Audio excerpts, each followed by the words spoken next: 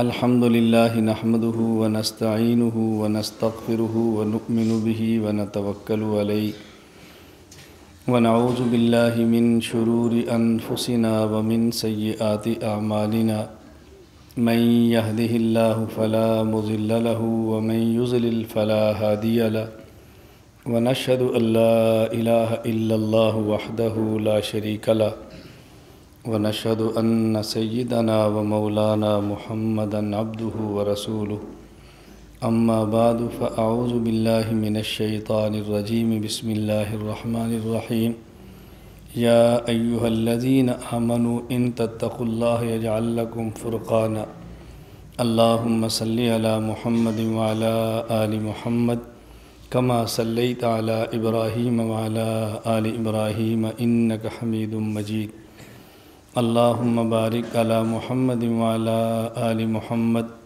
كما باركت على إبراهيم وعلى آل إبراهيم إنك حميد مجيد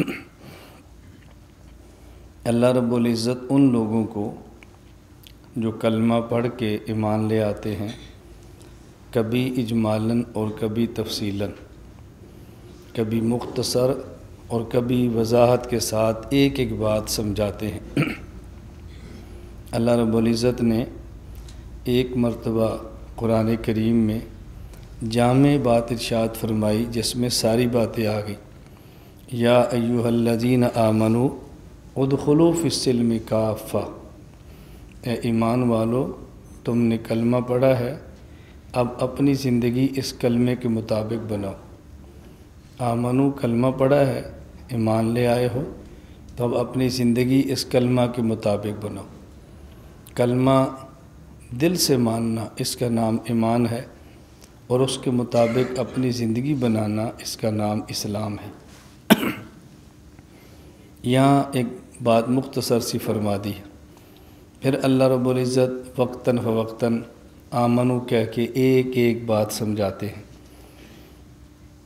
جس طرح کوئی شخص کسی مدرسہ میں کسی ادارے میں داخلہ لے تو وہاں کے منتظم ایک بات کہتے ہیں کہ دیکھو آپ نے داخلہ لیا ہے، اب آپ نے ہمارے قوانین کا خیال رکھنا ہے، اور پھر سال کے دوران وقتاً فوقتاً ایک ایک قانون سمجھاتے رہتے ہیں۔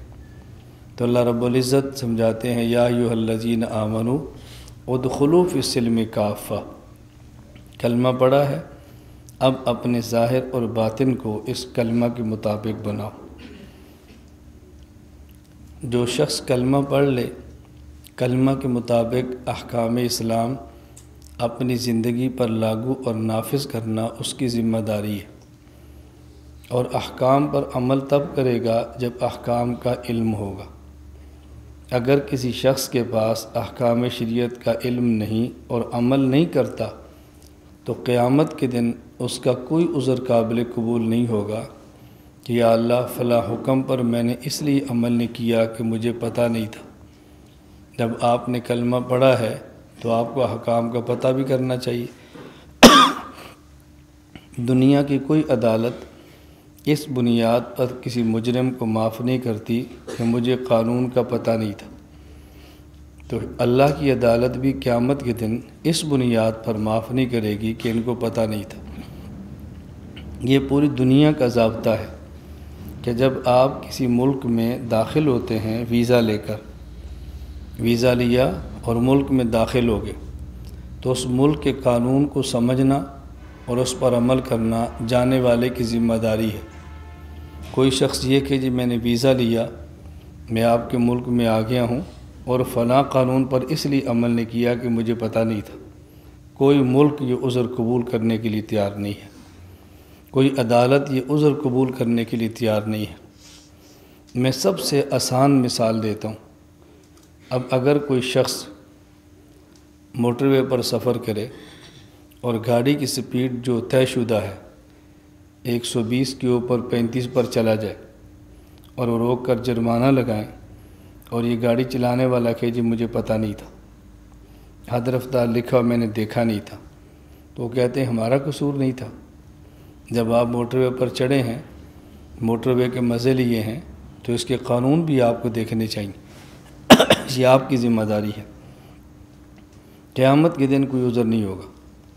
لیکن ایک بات بطور خاص علماء ذہن میں رکھ لیں، حضرت مولانا مفتی محمد شفیع صاحب رحمۃ اللہ علیہ فرماتے ہیں قیامت کے دن کسی ایسے شخص کے پاس، کوئی ایسا شخص جس کے پاس شریعت کا علم نہیں تھا، کسی درجے میں عذر ہو سکتا ہے کہ میں نے اس لیے عمل نہیں کیا کہ مجھے پتہ نہیں تھا۔